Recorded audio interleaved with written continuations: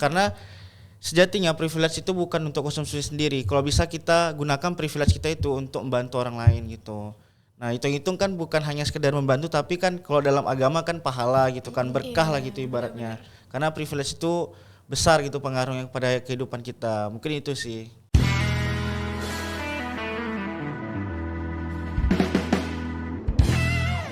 Assalamualaikum warahmatullahi wabarakatuh. Halo keluarga akuntansi, selamat datang di Poketa, Podcast keluarga kita. Halo teman-teman semua, perkenalkan aku Fatania Mubinal Faruqi dan aku Nayatila Karin. Kami merupakan mahasiswa Universitas Riau dan di episode kali ini kami bakal jadi host yang nemenin kalian. Nah, di episode kali ini kita bakal ngobrol-ngobrol santai dengan topik yang cukup menarik dan cukup dekat dengan mahasiswa ya, yaitu privilege dan empati. Mengapa kita harus peduli?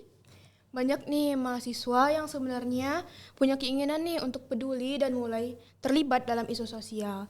Tapi di sisi lain masih banyak juga yang bingung harus mulai dari mana, takut salah langkah, atau ngerasa kontribusinya terlalu kecil nih untuk berdampak.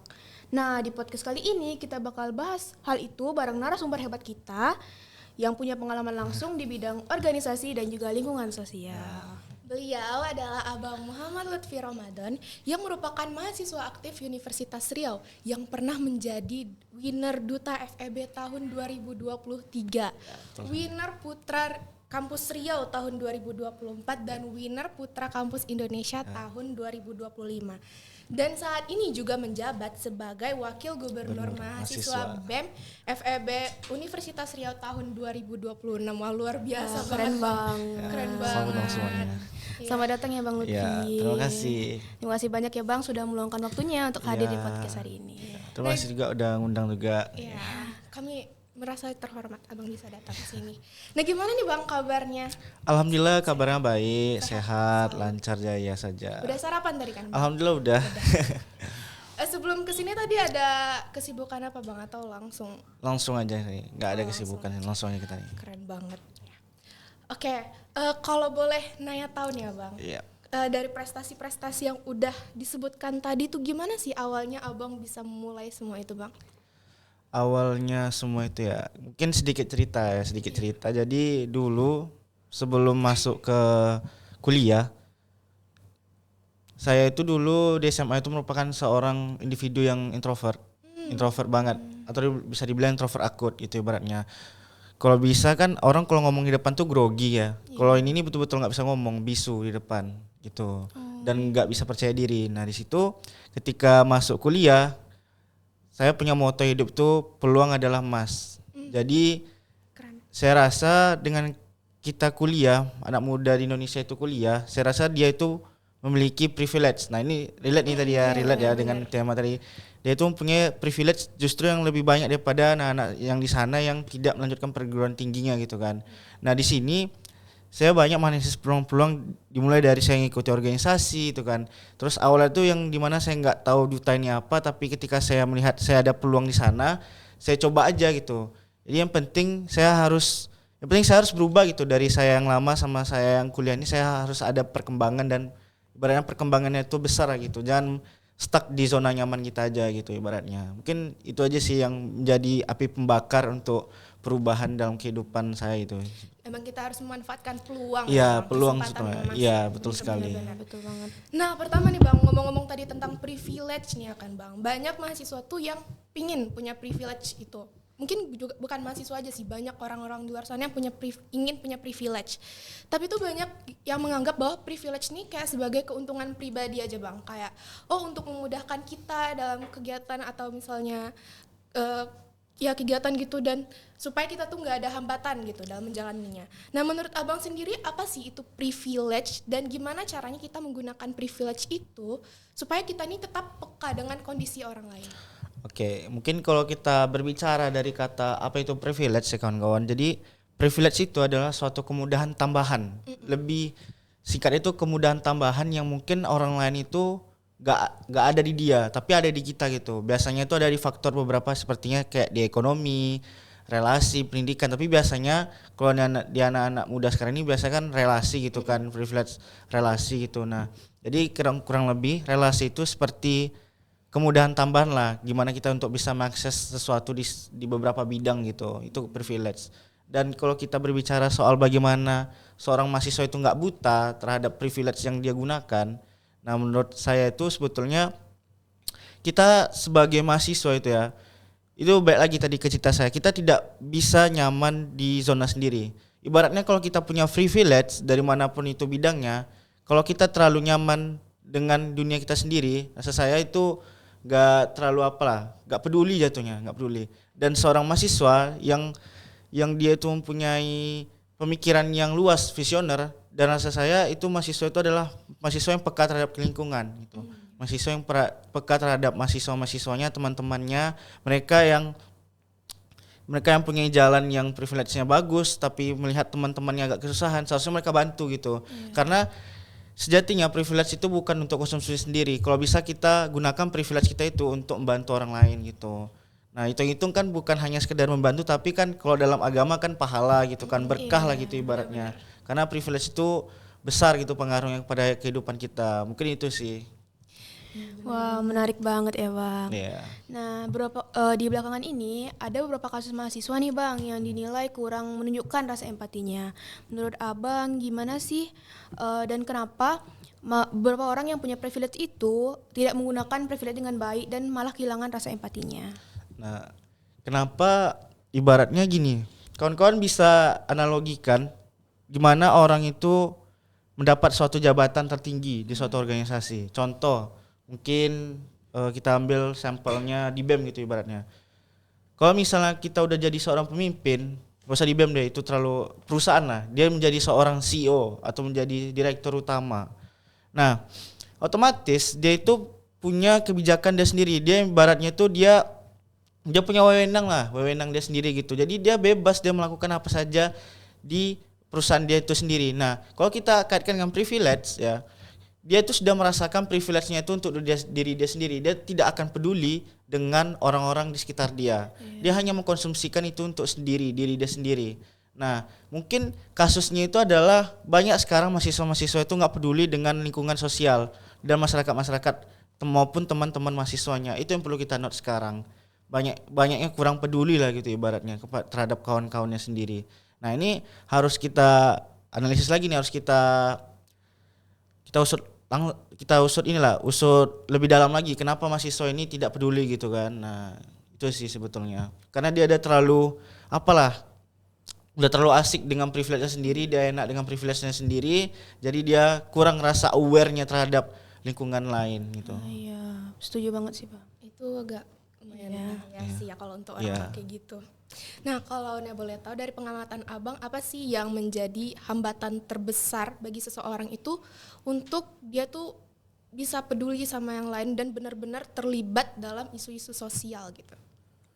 Yang menjadi hambatan. Pertama itu pastinya adalah seperti ya dia mungkin capek. Terus dia itu terlalu banyak dapat konsumsi ini tentang isu sosial dia. Tentang isu sosial kan. Bisa. Nah jadi dia itu terlalu banyak konsumsi hal-hal yang menurut dia itu berat. Jadi dia itu udah capek untuk peduli pada sekitarnya tadi itu. Nah, jadi kita pun sendiri caranya adalah kita harus mengurangi hal-hal seperti tersebut gitu. Tidak bisa kita terus mengkonsumsi hal-hal isu tersebut karena pastinya kena kita tuh pasti ke mental kita juga gitu. Nggak bisa kita terlalu kita harus ngasih ruang untuk diri kita sendiri gitu. Nah, itu aja sih sebetulnya. Nah nih Bang, kalau kita masuk ke isu yang lebih sensitif nih Bang, kayak kekerasan seksual di lingkungan pendidikan, menurut Abang gimana sih dukungan nyata yang bisa kita lakukan supaya korbannya itu ngerasa aman dan ngerasa didengar gitu? Kalau kita berbicara soal ini kekerasan sosial, kekerasan seksual. Oke. Kalau kita berbicara soal kekerasan seksual, yang kita lakukan jika kita menemui korbannya gitu ya, atau kita menjumpai satu korban, yang pertama itu kita harus menjadi seorang mediasi. Mediasi itu adalah orang yang tempat dia bercerita lah gitu. Kita harus jadi tempat dia bercerita. Itu pertama. Kedua, jangan pernah menyalahkan korban. Oh iya, ya. Cukup kita menampung cerita dia aja ya. Kita kasih solusi, jangan pernah judge dia. Kita dengerin perkataannya, cerita dia, buat dia percaya sama kita.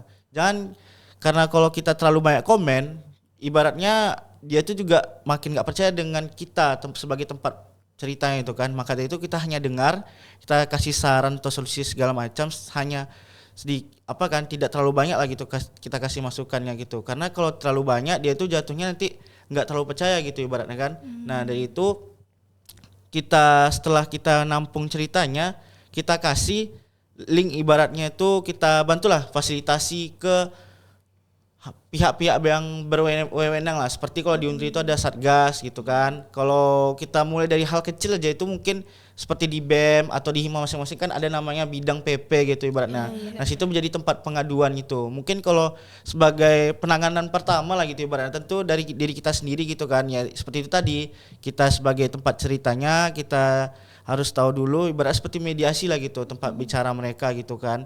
Yang paling penting itu jangan pernah nyalahin korban lah gitu ibaratnya. Setelah kita dapat permasalahannya apa, solusinya gimana, nanti baru kita arahkan, kita fasilitasi ke satgas dan tempat-tempat yang berwenang tadi itu. Nanti baru diproses baru nanti mungkin di akhir mungkin segala kasus itu nanti bisa kita jadikan edukasi buat kita sendiri gitu, introspeksi diri sendiri lah gitu kan. Karena dengan banyaknya isu kekerasan sosial tadi, ya ibaratnya menjadi ilmu tambahan ataupun improve bagi diri kita tadi. Mungkin itu aja sih sebetulnya. Jadi langkah pertama tuh kita dengerin dulu, lalu kita bantu laporin ya Kak Bang, ke pihak yang berwajib. Ini penting banget sih. Sebagai mediasi lah jatuhnya kan gitu. Ini penting banget sih buat diketahui oleh teman-teman semua, karena akhir-akhir ini juga banyak kan isu-isu kayak kekerasan seksual di lingkungan pendidikan, bahkan kampus gitu ya. Iya, banyak banget. Apalagi yang sekarang lagi hype itu kan, yang kasus di, boleh sebut nggak? Iya. Tadi ada menarik nih Bang, yang Abang bilang tentang lelah dia secara emosional karena terpapar isu-isu sosial. Nah itu tuh menurut Abang wajar nggak sih kondisi tersebut? Dan gimana caranya kita tuh bisa tetap peduli dengan sesama itu tanpa mengorbankan perasaan dan kesehatan mental kita sendiri? Oke, tadi kenapa menurut saya itu wajar ya, namanya juga ini ya manusia, dan juga kalau apalagi itu terjadi dari seseorang mahasiswa gitu kan, apalagi seseorang yang dia itu suka kritis gitu kan, suka dengan isu sosial, menurut saya itu wajar gitu kan. Nah solusinya adalah kalau kita sudah terpapar hal-hal yang banyak lah, kita mengkonsumsi hal-hal tentang isu sosial itu adalah, pertama tadi saya ada sedikit headline tadi adalah kita harus mengasih ruang untuk diri kita sendiri. Ruang ini banyak nih aspeknya. Kita bisa bilang dia untuk istirahat, pokoknya untuk dia mengistirahatkan tubuhnya lah, mulai dari pikiran, tenaga, batin dan segala macam. Jadi itu kita ibaratnya kita ngasih ruang sendiri, kita ngasih ruang untuk diri kita sendiri gitu. Jangan terlalu di pressure untuk terus menerima isu sosial gitu kan. Nah yang kedua itu adalah mungkin kita harus lebih pilih-pilih lagi lah mengenai isu-isu sosial tersebut. Karena kalau kita tidak memilih dan mengambil dan menerima semua isu sosial, yang kita tuh nggak tahu kita tuh kuat apa enggak dalam mengatasinya itu. Nah itu harus di-note juga tuh. Jadi kita dalam menangani isu sosial atau menerima isu sosial itu, kita harus paham lah apakah ini sesuai dengan kemampuan kita, atau kita kuat dalam menyelesaikannya, atau kita kuat dengan isunya gitu kan. Kita harus pandai menganalisis lah gitu kan. Kita harus cari tahu dulu, riset dulu gitu kan, isu ini seperti apa gitu. Kalau setidaknya kita itu kurang kuat, rasanya kurang bisa, ya udah kita nggak usah paksakan gitu kan. Abis itu ini sih, kita tuh kalau memang bagus kalau misalnya kita itu peka terhadap isu sosial. Cuma perlu di notes nih, ada sedikit, kita itu hanya sekedar membantu, bukan menjadi penyelamat dunia sebetulnya. Itu sih sebetulnya. Itu aja sih ini kurang-kurangnya. Karena kan kita manusia itu ada batas wajarnya. Jadi ya kita tuh cukup hanya membantu dengan sebatas kemampuan kita, bukan untuk menjadi penyelamat dunia. Paham gak sih? Maksudnya tuh kayak penyelamat semua, kita harus menyelamatin mereka lah pokoknya, enggak gitu. Menurut saya itu sih. Jadi kita harus selektif lagi ya Bang. Iya, selektif lagi. Dan kita tuh sebelum memahami orang, kita harus memahami diri. Iya, betul sekali. Betul banget, Betul sekali. Benar-benar. Nah jadi nih Bang, pertanyaan terakhir. Nah dari pengalaman Abang nih Bang, mulai dari jadi duta kampus, putra kampus Indonesia, terus juga sekarang kan jadi wakil gubernur nih Bang. Yap. Nah apa sih langkah yang realistis yang bisa kita lakukan sebagai mahasiswa untuk mulai peduli dan juga terlibat dalam isu sosial? Oke, pertama sih yang pertama ya tadi karena isunya tadi banyak yang empati ya tadi ya. Pertama kita harus sebagai mahasiswa yang bijak dan profesional ibaratnya kan. Apalagi dengan anak organisasi dan segala macam. Pertama kita harus peka dengan lingkungan sosial. Kita harus peka dengan lingkungan sosial. Lingkungan sosial ini banyak mau masyarakat, teman segala macam gitu kan. Kedua, selain kita peka, kita juga harus aware, peduli. Peduli sih karena kan empati ini lawannya peduli gitu kan. Nah, kita harus peduli gitu. Kita harus peduli terhadap sama gitu. Nah, mungkin kita harus mulai mengedukasi diri. Mengedukasi diri ini banyak. Kita bisa dimulai dari seperti baca buku, kita baca-baca isu gitu kan.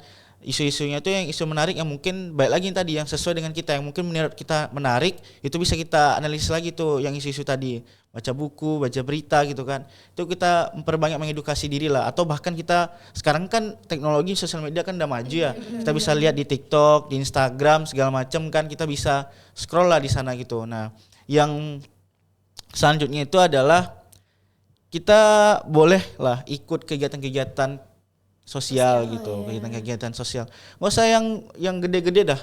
Kita harus mulai dari yang kecil aja. Contohnya kegiatan sosial itu dimulai dari lingkungan. Mungkin di sini ini ngekos ya? Rumah. Nah, rumahnya perumahan ada RT RW kan? Ada. Kita mulai dari dari kecil, dari dekat rumah kita aja. Biasanya kalau di RT RW itu pasti ada kegiatan sosial, betul nggak? Betul. Nah, kita mulai dari sana aja dulu, dari lingkungan rumah kita aja dulu gitu kan. Apa ya, kita gotong royong, entah kita galang dana atau segala macam peduli sosial tentang adakah orang yang kemalangan kita jenguk apa segala macam gitu kan. Mulai dari sana aja dulu. Mungkin kalau misalnya kawan-kawan di lingkungan rumahnya tidak ada, ya disinilah tempat wadah kita di kampus itu ada salah satu namanya organisasi gitu kan. Di organisasi mungkin di Himaka gitu kan atau di BEM atau bahkan di seluruh organisasi di Undri pasti adalah ibaratnya program pengabdian masyarakat, kegiatan sosial seperti kayak galang dana gitu kan. Terus gotong royong juga pasti ada gitu kan. Itu pengabdian juga ada gitu kan. Itu ibaratnya suatu peluang-peluang yang besar lah gitu kan. Gak usah kita harus ikut volunteer ke negara orang ataupun ke daerah orang yang sampai ke Lombok sana, nggak usah dulu. Tapi kita mulai dari hal kecil aja dulu. Karena saya yakin dari hal yang terkecil jika kita biasakan pasti berdampak besar bagi kita dan orang lain. Itu aja sih sebetulnya. Jadi banyak banget nih teman-teman langkah yang bisa kita lakukan sebagai mahasiswa ya Bang. Mulai dari kita bisa baca dulu isu sosialnya di media sosial. Terus kita bisa ikut kegiatan-kegiatan di lingkungan kita, di organisasi. Ya betul sekali. Ya walaupun dari hal terkecil dari hal akan kecil berdampak besar. Besar. Betul Nah banget. gitu sih. Oke, keren banget ya. Dari obrolan kita tadi, kita bisa tahu nih privilege itu tuh bukan sekedar keuntungan kita pribadi, melainkan itu juga tanggung jawab ya Bang. Ya, tanggung jawab. Dan akses kita tuh supaya kita tuh bisa membantu orang lain juga. Iya betul sekali. Dan juga tuh ada empati tadi ya. Iya, Kita empati. bahas empati tuh yang dimana empati ini bukan soal cuman kita merasa kasihan, merasa iba gitu, tapi gimana caranya kita juga ada action kecil untuk action. mereka-mereka yang Untuk membutuhkan ikut terlibat. caranya. betul sekali. Bener ya. Bener. Terima kasih banyak ya Bang. Iya, udah terima kasih bisa, juga. Iya. udah berbagi pandangan hari ini, Iya, berbagi betul. pengalamannya. Semoga Iya. apa yang disampaikan oleh Abang tadi bisa jadi dukungan nih Iya. buat kita semua, bisa jadi dorongan untuk mulai peduli dan terlibat dalam isu sosial. Ya, thank you. Nah, kalau dari Abang sendiri ada yang mau Abang sampaikan nggak ke penonton kita nih yang menonton? Kalau ada yang disampaikan mungkin nggak banyak sih ya. Mungkin kalau kita berbicara seputar privilege dan empati, mungkin kita ngambil POV dari seorang mahasiswa lah gitu ya. Kita kalau sebagai mahasiswa, kalau kita hanya terjebak di zona nyaman kita sendiri, rasa saya kawan-kawan itu bakal kekurangan nanti, bakal susah. Karena menurut saya kalau teman-teman punya privilege dan hanya dikonsumsi buat diri sendiri, kawan-kawan nanti bakal kesusahan nanti di dunia kerja. Karena apa? Karena kawan-kawan nanti jika teman-teman tidak membantu sesama di kawan-kawan di kampus, ya kita pasti nanti di dunia kerja itu akan kesulitan karena tidak ada relasi ataupun kenalan dari pihak-pihak manapun gitu. Nah, ibaratnya adalah privilege itu memang dapatnya itu nggak semua orang bisa dapat privilege, tapi bukan berarti kita tuh memanfaatkan privilege itu hanya untuk diri kita sendiri, tapi kita tuh berhak juga loh, kita tuh ada juga loh manfaatnya bagi orang lain, Pak. Dengan kita mempunyai privilege itu, kita membantu orang lain juga, kita tuh bermanfaat juga loh bagi orang lain, karena kita tuh menjadi manusia itu selain kita bermanfaat untuk diri kita sendiri, tapi bermanfaatlah bagi lingkungan dan orang lain gitu. Betul enggak? Nah, terus untuk mengenai empati ini mungkin di zaman sekarang, apalagi di era Gen Z sekarang yang sedang naik ya. Nah, mungkin saya bisa bilang lah, karena emang empati ini sekarang lagi drastis turunnya gitu kan. Karena banyak case-nya adalah anak muda sekarang itu rasa empatinya itu kurang, karena ibaratnya gini. Kalau ada suatu permasalahan, kalau tidak ada pengaruh ke diri dia nggak bakal mau itu. Dia nggak bakal peduli lah. Emang nggak ada dampaknya ke gue kok, ngapain gue bantu gitu, ibarat contohnya gitu kan. Nah ini sekarang yang perlu kita reminder kawan-kawan semuanya. Mungkin kawan-kawan merasa kayak gitu kan. Cuman coba kita mulai dari hal kecil tadi gitu. Kita mencoba peduli lah gitu. Karena mungkin di jangka pendek itu tidak akan yang tidak berdampak lah kepada kawan-kawan, tapi di jangka panjang itu pasti bakal berpengaruh kepada kawan-kawan semuanya. Nah, jadi sebagai mahasiswa ya kita kelola lagi perasaan kita, bagaimana kita untuk bisa berpeduli kepada lingkungan sosial, ke lingkungan teman juga kita harus peduli gitu kan, empati dan banyak-banyak mengedukasi diri lah gitu kan, tidak hanya ibaratnya fanatik lah pada diri sendiri, jangan hanya fokus ke diri sendiri aja. Ingat kita di sini masih manusia itu adalah hidup, dia itu hidup bersosial ya. Dia tidak hidup sendiri gitu. Ada kalanya privilege itu nanti akan habis ya, dan kawan-kawan pasti membutuhkan orang lain. Nah, itu ibaratnya. Jadi ibaratnya kita harus bagi-bagi lah, saling membantu aja sesama manusia. Mungkin itu aja sih dari aku. Wah, insightful banget sih. Benar. Ya. Karena kita juga makhluk sosial, kita butuh orang lain. Iya, betul sekali. Ya benar. Nah itu dia tadi ya obrolan kita yang cukup menarik di episode Poketa kali ini. Dan kita sebagai mahasiswa itu berperan penting juga nih dalam lingkungan untuk membawa perubahan dan memberikan kontribusi nyata. Nah, sampai jumpa di episode selanjutnya Poketa, podcast keluarga kita. Wassalamualaikum warahmatullahi wabarakatuh. Dadah. Terima kasih Bang. Ya, kasih juga. Benar.